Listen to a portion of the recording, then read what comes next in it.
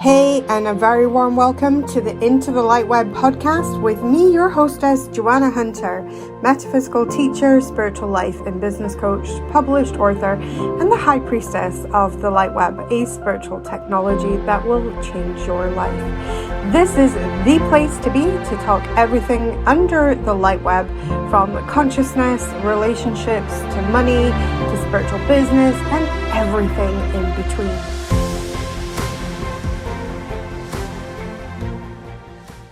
Hi, it's Joanna Hunter here for the Into the LightWeb podcast. And today on my $1 Million Lab series, I am joined by Michael Moran, and I'm super excited to have this conversation. Hi, do we call you Michael or Mikey? You know, most people call me Michael. My sister most people call me Mikey. My sister calls me Michael. I believe my girlfriend calls me Michael. And but of course, you're welcome to call me Michael. People say, how can you be called Mikey? That's such a kiddish name. And I'm like, well, I'm 6'3", pretty big guy. I can get away with it. Awesome. Tell people what it is that you do in the world, Mikey. Oh my gosh. I try to do a little bit too much, probably a common entrepreneur problem, but I'm in the beauty space. So we do a lot of stuff with hair extensions, wigs, lashes, cosmetics. That's the product side, as well as we have a technology side where we have a couple Shopify apps. We've built thousands of websites. We host websites. We have a whole branding division. Pretty much A to Z, we try to do everything to help people get into the industry and help them become successful. I also wrote a book last year. We do events and pretty much everything related to beauty, though. I don't try to get outside of the beauty space. I think it's important to stay very focused. Although we do a lot, it all kind of revolves within the same circle to make us successful and our clients successful. Fantastic. So tell us how your journey started. Was it always that kind of burning desire to be an entrepreneur, or was it just a case of it was something that you kind of fell into? How did the journey go? Well, it's been pretty rocky. I was definitely born an entrepreneur, which is kind of strange because people say, well, where did you get it from? Who in your family? And I'm like, I have a family full of non-entrepreneurs. Like how it just happened for me, I have no idea. Although I generally think and learn very different than anybody in my family. So that could be one of the traits. I got started as a kid, basically, from collecting sports cards and comics to selling lemonade, to babysitting, any type of odd job where I could make $1. That's basically what I was doing, even at a very young age. Started working the lemonades in probably 5th grade, making money, I think I was making $30, $40 a day selling lemonade. I was a hustler. Amazing. And tell us how you got into the beauty industry, because you've just told us like you're a 6-foot bloke. That's not exactly where you imagine a guy to first be like, yes, let's get into the beauty industry. But I love it. I love that you're in this industry.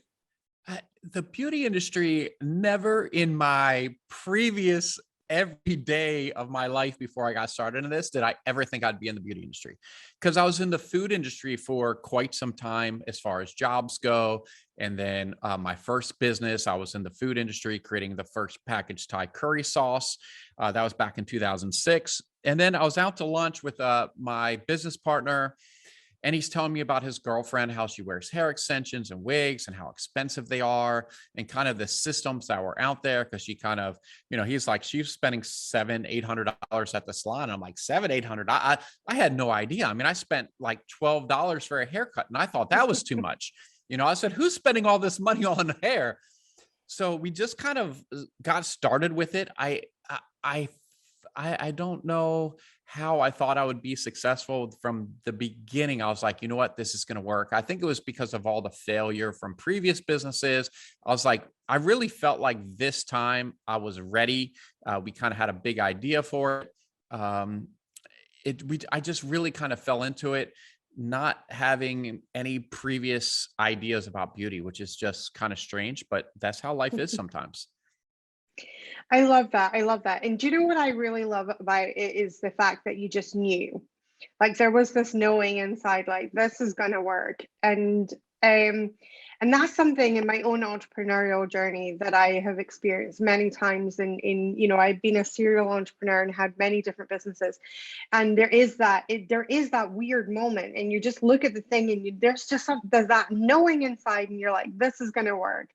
So we start off, and tell us, like, when you first started out, because obviously you're starting out in an industry you literally know zero about, which is what everybody tells you, do not do that. So I love that you're bucking the trend there, and you're diving into this world. Um, what was your first kind of product, or what was your first service, or things that you offered? In the beauty industry? Mm-hmm. Yeah, so in beauty, we started just with basic hair extensions, which kind of started to grow. So as we did the hair extensions, people said, "Hey, you guys should start selling lashes." Right. And we really have built this business by listening to our customers and clients. Then we added a lash line. Then we started adding wigs. And basically, once you have the customer locked down and they trust you, as you can develop additional products, it becomes a lot easier to add additional products that they would be interested in. So, I'm not trying to add some some other crazy product that has not related to beauty or our client base. So, staying real true to our clients and their needs has been really helpful with our success. Brilliant. I love that. And then you went into more actual, like, so we've got the hair products, but then we went into like the beauty products, so makeup and things like that as well. And is that tell us about your Shopify brands, because that's fascinating. Yeah, we do a lot on Shopify. I have a lot of Shopify websites. Some people know that are us. Some I just use as like a test. Like I have some brands that people have no idea it's us, and we just kind of run different tests and other things. But we have a great relationship with Shopify. So our main website, Private Label Extensions, that's on Shopify Plus, which is a wonderful platform. I definitely only recommend it if you are probably doing at least 7 figures in sales, just because of the cost of it. But it's a wonderful platform. And, Shopify is one of these platforms that really help enable the user to be successful with all their partnerships and everything else.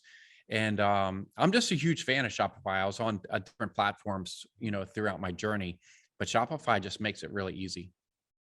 I love Shopify. I've tried it out, and I've had a couple of clients that, as a coach, as a business coach, I've had a couple of clients that we referred over there, which we think are, were a really good fit for our clients and things like that. And what I love, I mean, I have a retail background. I used to have retail shops, and I used to have hundreds of thousands of dollars tied up in stock.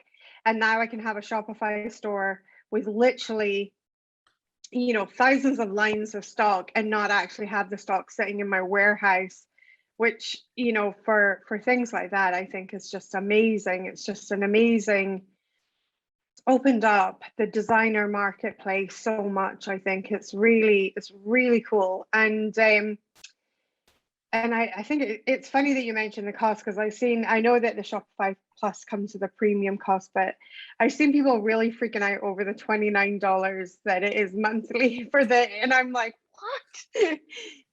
Because I used to Like, have stores.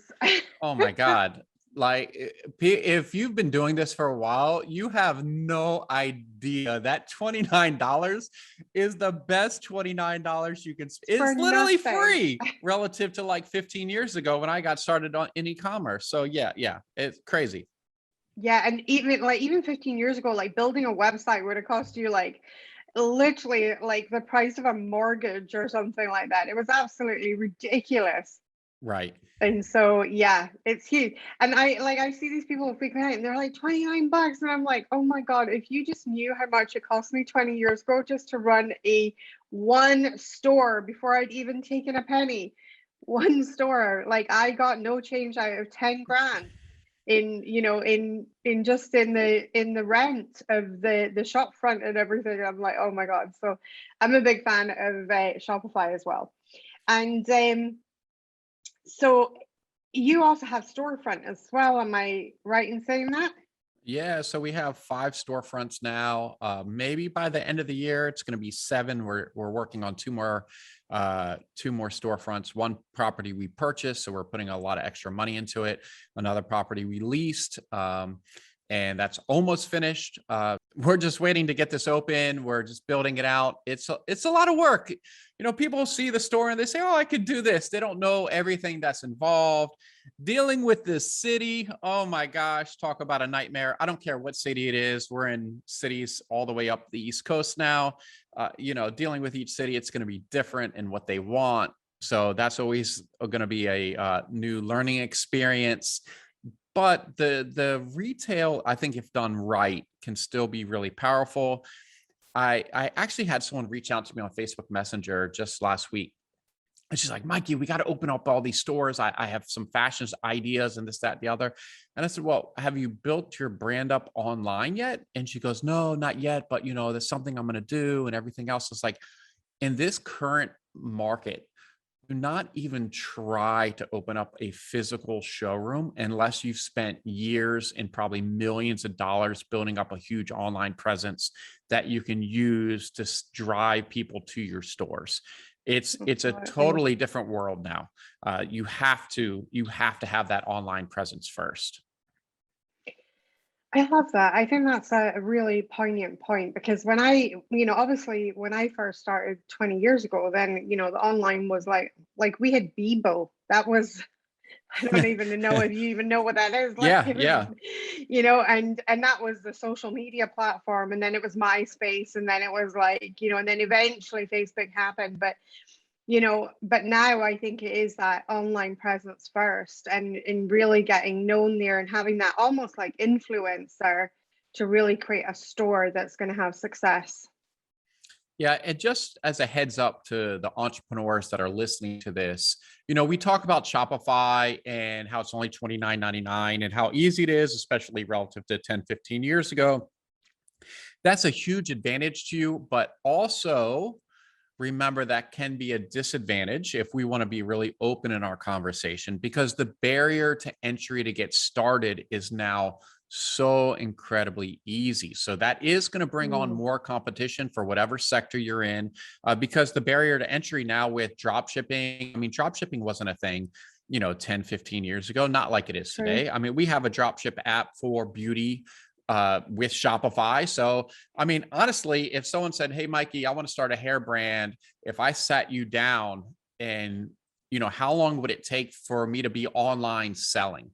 And I could probably, honestly, with our Shopify app, importing all the products takes minutes, setting up a store, getting some basic photos, blah, blah, blah. Under 30 minutes, I could launch a brand at this point. So think about that, the barrier to entry. So the important thing to do is to educate yourself, to listen to podcasts like this, other people that are doing it.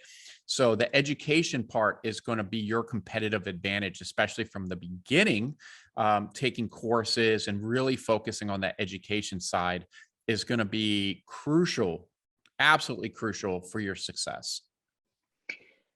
So true. And with the education, how important has mindset been in your journey? Has that been a big factor for you, or is it, take it or leave it? Where are we at in that terms of how you see it? Yeah, I'm a completely different person on a mindset, like looking at my mindset today relative to just when I started this business, not even my first business. Oh my God, I can't even explain the difference at that point. So I really focus on education. I listen to podcasts all the time. I love going on and doing these types of podcasts because I meet like-minded people like yourself. I think that's so important for growth, and really connecting with people is so important. But the mindset of being able to do stuff at this point and the journey of learning through mistakes and just trying different things and different businesses, it's totally changed me over the last 15 years that I've been an entrepreneur. For me to start a project today relative to when I was just getting started in entrepreneurship, it's totally different. I mean, for me to create a 7-figure business at this point, it's almost, I don't want to say it's easy, but it's almost easy at this point because I have so much experience. So if you're just getting started out, like, and you don't have all this experience and your mindset's not right, you don't have all the education and the connections and everything else, it's going to take time. It's going to be difficult. It's not going to be like they say it is on Instagram, where you're going to just set up this store and, oh, all you have to do is this, and then do a couple email marketing things and blah, blah, blah. You're going to be selling all this stuff and traveling the world in first class. Good luck. I mean, it's one in millions. You might as well just play the lottery if you think that's how you're going to, make millions of dollars, to be honest with you. I mean, it's really some tough love.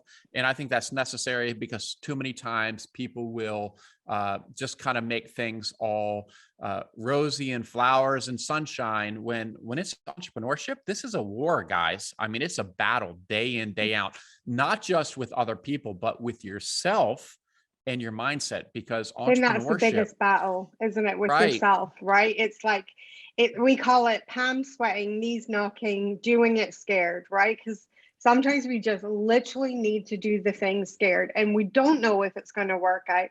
There isn't really a guarantee, but we're putting all our chips on the table and we're betting on ourselves. And it's such a huge thing. And I love that you said that it takes time, because it really annoys me, especially in other entrepreneurs that maybe sell online courses, and they make out their courses are some sort of magic money spitting machine. And there's literally zero work involved. Once you set the whole thing up, it is just going to start spitting dollars out at you. And it doesn't really work like that. There's this inner battle, as you call it, this inner game that we need to work on. And then there is strategy in the outer world. And then there is sometimes there even comes down to being in the right place at the right time, right? And having the Yeah. right product and all of these things. It's things that a lot of things often that can be out with your control within the entrepreneurial journey. And the time is literally the only piece that's between you and your results, right? I love the mindset of Michael Jordan. He said, I've never lost a game. I've only ever run out of time. Mm-hmm. And, and I think if we play this game, this entrepreneurial game long enough, we will all be that winner. We all get to be that winner, but so many of them, they try it for 5 minutes and then they're not a zillionaire. So it must be broken. And then they go next. Yeah. If it was only that easy. Yes. Exactly. But I love your confidence in the fact that you've got to this place now where you're like, it would actually be easy for me to start a 7-figure business. And I think at this point, I'm at a point where I could easily build possibly not a instantly a 7-figure business, but definitely a 6-figure business at this point in time. It's like, once you understand the principles of it, you can duplicate the results. And I think that's what's so powerful in this journey. Yeah. And a lot of it comes down to like who your team is. So I have a team of probably about 30 people now. So I have a really strong team, the connections I have. So I'm actually working on a project right now. It might come out and people probably won't even know that it's us, which is some of the projects that I do now. And it's one of those things that, because of the people I get involved in this project who have millions and millions and millions of followers on social media, are very famous, and I kind of put it in their hands as kind of the marketing machine behind it. We handle all the back end. Like, this thing could do 7 figures in a month if you get the right people involved. But because I've been doing this for so long, built out the infrastructure, the shipping systems, so this, that, there, next year we plan on opening up in Vegas. And it's not just because, it's fun to go to Vegas, but we're going to have West Coast distribution and building out all this stuff because we've spent so much time, so much money reinvesting in the business. And that's real important, is when you start making money, don't take it out. You got to reinvest it. We got to this point. It just takes time, but you have to reinvest. You have to be very patient and very humble along the way. I love that. It's true. My first business, I started my first business on £3,000, UK pounds. And I built my first 6-figure business in my first year. And then I took all the money that I reinvested in the following year. I opened a shoe shop in a partnership. And then I opened a cafe and bistro with the reinvestment of my shop. And then I opened a second store the following year after that. So, and it was all like, it was just constantly reinvesting and growing the businesses. But in 3 years, I had built 4 6-figure businesses. So yeah, it's interesting. A good friend of mine, he's awesome. His name is Kendall Ficklin. He's a great speaker and helps businesses grow and such. Him and I were doing a talk together, and he said it's something that really resonated with me.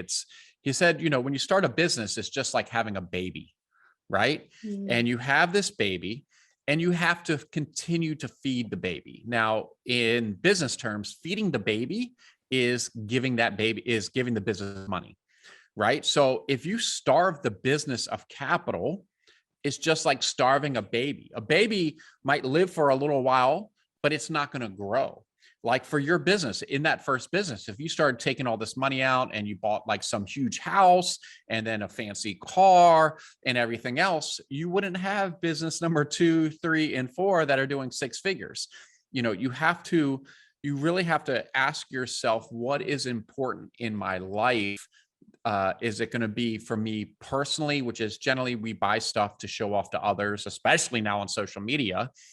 Is it for me personally? Is this good? If I buy this fancy car, is it going to help my business grow? What if I didn't actually buy this? And it sometimes is honestly painful. It's stuff I struggle with all the time, especially now that, I'm not broke anymore. And I say, well, what if I don't take this money out to buy this fancy car and I leave it in the business and I reinvest it? What could that turn into in, say, 2 or 3 years? So it's how long do you want to hold back from taking money out and really that gratification? How long can you hold off from that self gratification? That's how things grow and get a lot bigger faster. I love that. That's so true. Let's talk a wee bit about what you touched on there, being broke. One of the things that I have found in having built up massive success, having it all crashing down, me and my family ended up living on welfare.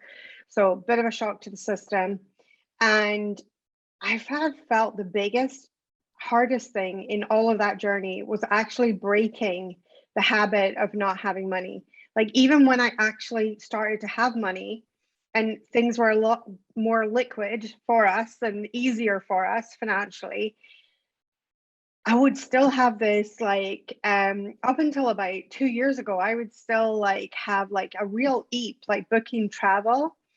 In case do you know what I mean? Like in case I lost money or something like that. It was so weird. And I'm like, I've got the money sat in the bank. Why am I freaking out over booking flights and things, But yet I still had that. Have you found that as you made this transition into, you've grown an 8-figure business, which is incredibly amazing achievement, but going from a place of maybe not having a lot, being in lack, and then moving into this place of being really in abundance, have you found that breaking the habit of that lack was a difficult thing? I'm still very careful because my experience of going broke and when my businesses failed and my bank account was I had to close my bank account because I had reoccurring charges kept hitting it and the bank kept charging me extra fees and I didn't have any money to pay for any of this. So I'm like, close the bank account, credit score absolutely crashed. I was very lucky that when this did happen, I had my car for a while. So my car was actually paid off. Okay. I had bought my house prior and my mortgage payment was very low. I did at one point call my grandmother to borrow money to pay my mortgage because I was in such a bad spot. But as things continue to grow, I'm still pretty conservative because I have friends that are like, Mike, you can do whatever you want. Like, why don't you get this, crazy that? And I'm like, nope, not going to do it because my fear of going broke again is still real. In reality, I don't think it would ever happen unless it was some crazy economic crisis. Something like that, but I'm pretty well protected on everything else. But even with travel, so I kind of play a travel game. I love to travel. more than about anything. So I'd much rather travel than buy some fancy bag or some crazy clothes or something like I that. feel Because you. I'm the at same. the end of the day, I mean, life is all about experiences, right? So travel is it. So because we've grown so big, we obviously have a lot of expenses at this point, and I have managed to really work the credit card reward system. So basically, any personal travel that I do at this point is 100% free. I mean, except for maybe Fantastic. taxes. Yeah, like I just booked a flight to this morning to go see my grandmother up in Delaware, and I just used Sky Miles, and the taxes were like $20. So maybe not 100% free, but I mean, this year, me and my girlfriend flew first class Delta One, which is the one with the beds and everything else, which I never in my life thought I would sit Fantastic. in. We did that to Rome for 10 nights. We were in Madrid for 10 nights. We're going to Paris for 10 nights, all completely free, Amazing. right? So before I used to Amazing. use a debit card or pay cash for stuff, even personally. No, no, no, no. That is a huge mistake. You have to really build up your credit, use the credit cards to get rewards points if you like travel, and really utilize that. If you're spending money, you should be getting something back. So all my bills that I spend, besides like say rent that you can't put on a credit card technically, but if I go out to eat, I'm going to use a credit card that gives me rewards points. Now, if you're a new entrepreneur, you might not have a lot of expenses. You might just have that $29 Shopify bill.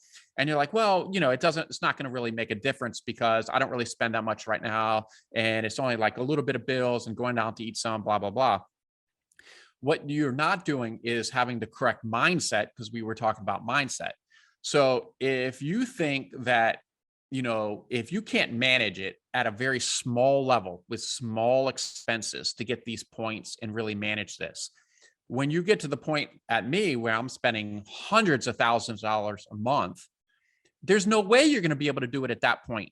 So you Yeah. have to start today on a smaller level so you can graduate as you grow in time to this next level, because it's not going to happen overnight. I can promise you that it's not happening overnight. That's so true. We talk about inside the $1 Million Experiment, we talk about ease, joy, and flow. And if that you want those energies in your business, for instance, that you have to bake them in from the start. They're not going to you're not going to get to this mythical point in the future and it's going to be like, surprise, here's ease, joy, and flow for you when you've been hustling all the way through, right? Like if you have no life in the beginning, trust me, when the business starts to become successful, you will still have no life. Like if you want to have life, you need to like bake that in from the beginning too. And it's the same with this way, like this practice. If you can't manage it with smaller amounts, you're not going to magically manage it when it becomes bigger amounts later on in the business is a lot more successful. And I love that ethos as well. It's so true.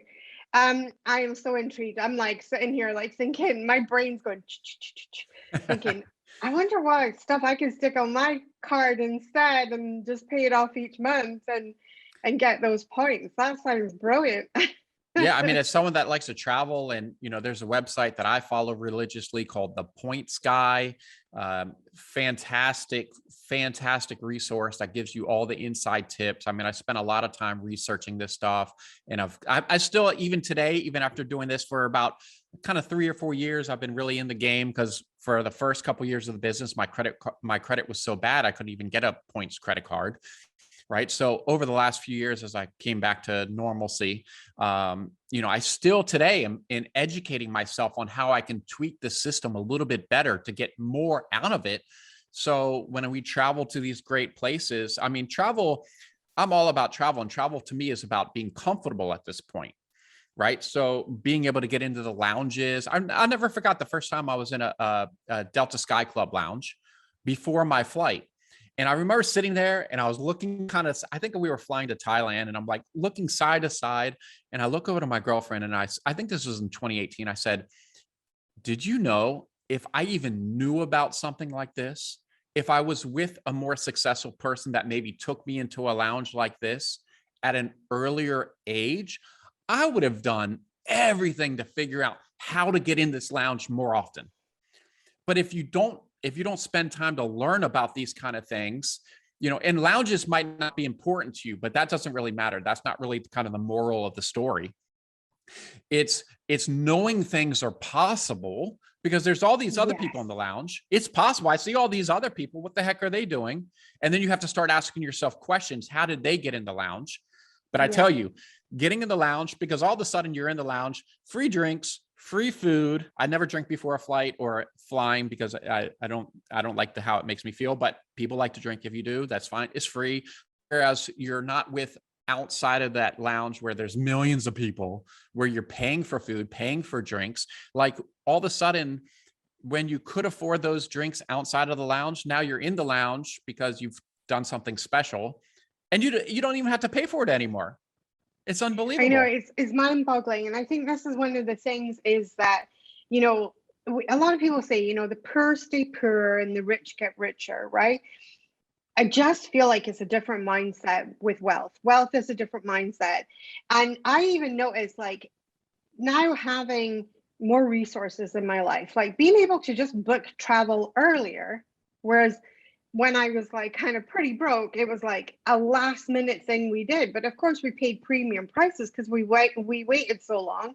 And then if you book in advance, you get it cheaper. So like that's one of the things that messes with my head the most, is that I actually have more money and things just seem to be cheaper now than when I had less money and everything felt so expensive all the time.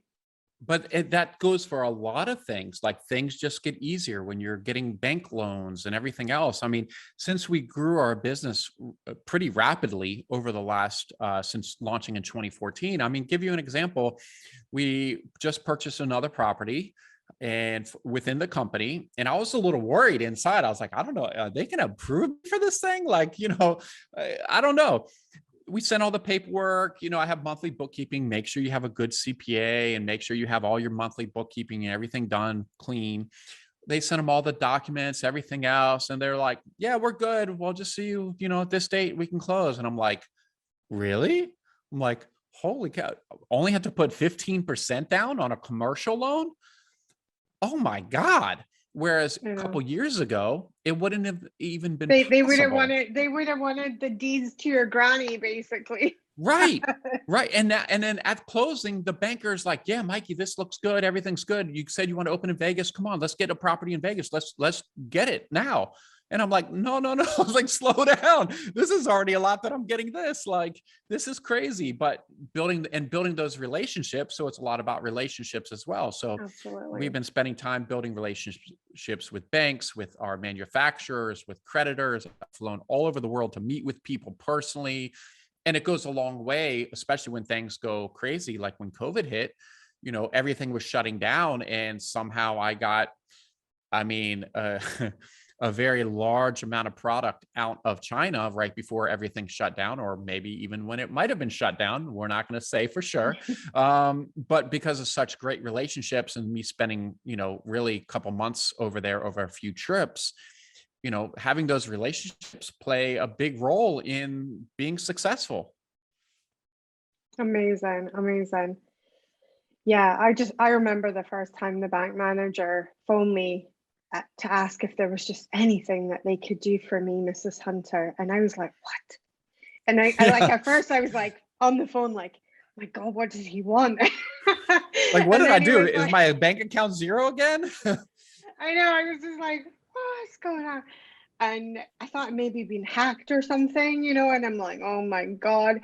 And I'm like literally starting to sweat a little bit because he introduces himself as a bank manager. And then by the end of the call, it's like, can we do anything for you? Or is there anything that you have your eye on at the moment that we can maybe help you with? And I was like, what is happening right now in my life? It was just the most bizarre call. And at the same time, I was like, oh, is this where we have arrived at now?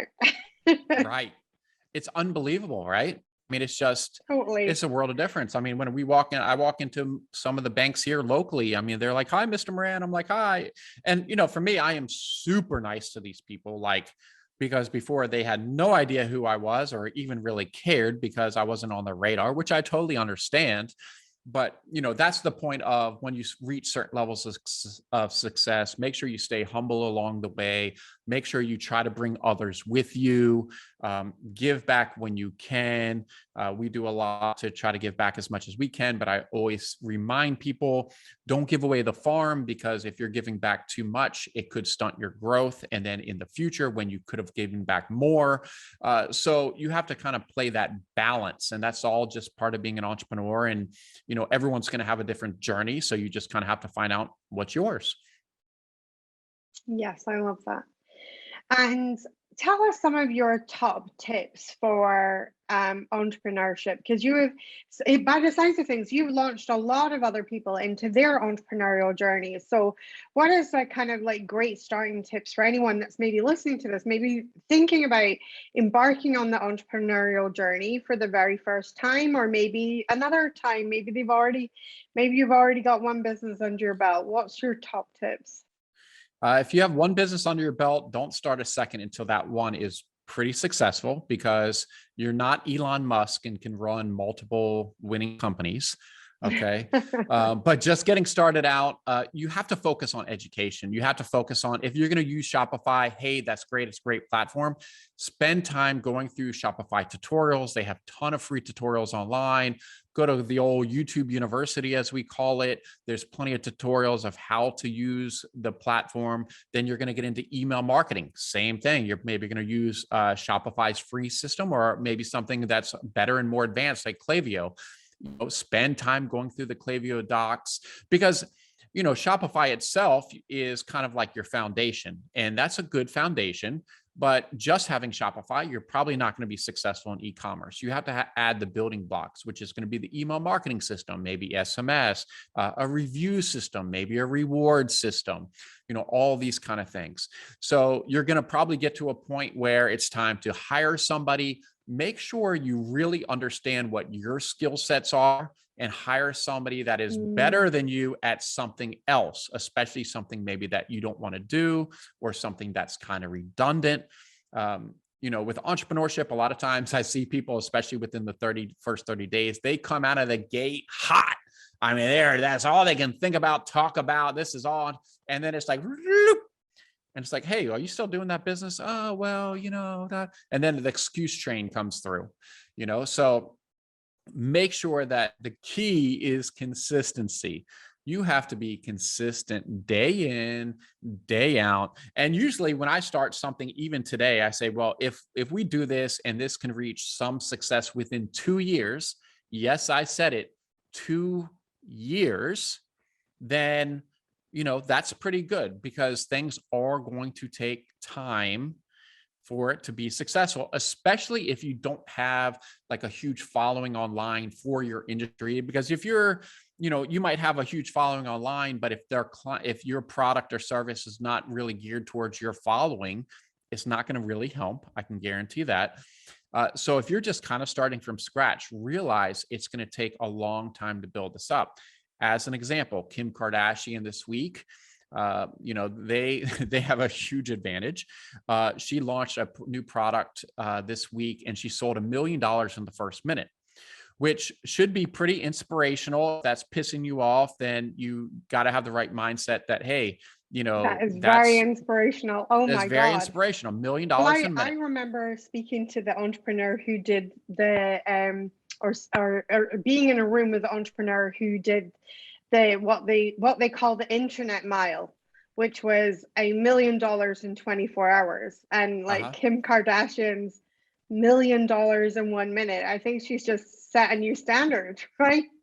But people don't realize she's also been on TV giving out her life for 20 years or something like that, building up her brand and everything else. So if you think that she just launched some new product and it was some overnight success, no, this is 20 years of her building up her brand. So an that's audience why and following. Right. And the whole family that she has relationships with, her sisters can probably post about it and everything else. So think about the relationships that you have. If you don't have any, it's time to start building them. Right. And being able to cross market with products and everything else. Get in groups, kind of like the group you're talking about, is going to be really crucial because you can get around like-minded people. Because honestly, if your friends aren't entrepreneurs and you try to spit ideas off them, they're probably always going to say, oh yeah, that's a great idea. Look at my website. It probably sucks in the beginning. And they're probably going to say, oh yeah, that looks really good. It's not going to be helpful. You have to be surrounded by like-minded people that are going to give you honest answers about what you're doing in entrepreneurship. Because in the beginning, you're probably going to be doing everything wrong. That's okay. That's how I started. That's how you started. That's how everyone started. Absolutely. Right? So you have to just understand that, embrace it, and just keep moving forward consistently.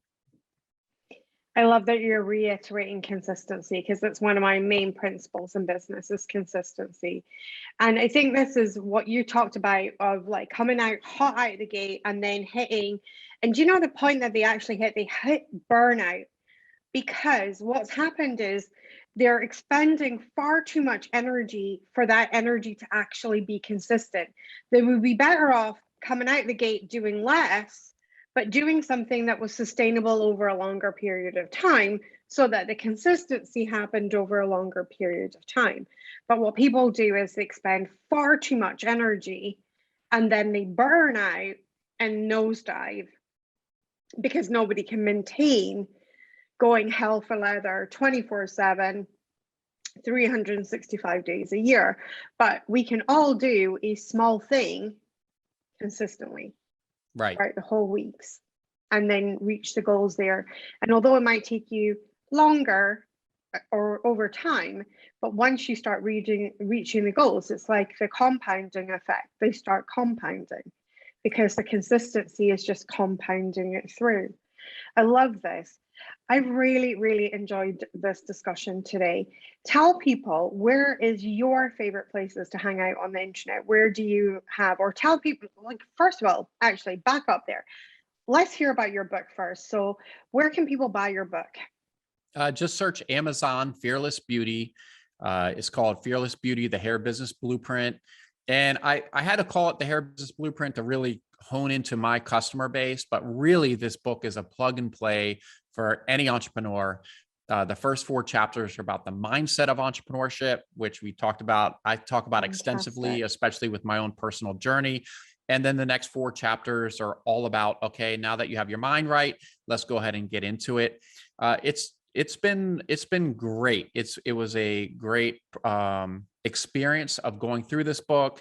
I wanted to make sure that I was at a point that I felt like my information was valuable enough. So I waited till we were an 8-figure company before I did this, because as you know, there's all these fake gurus online that are going to tell you how to do all the stuff with business that have never even run a business, other than the business of telling people how to run a business.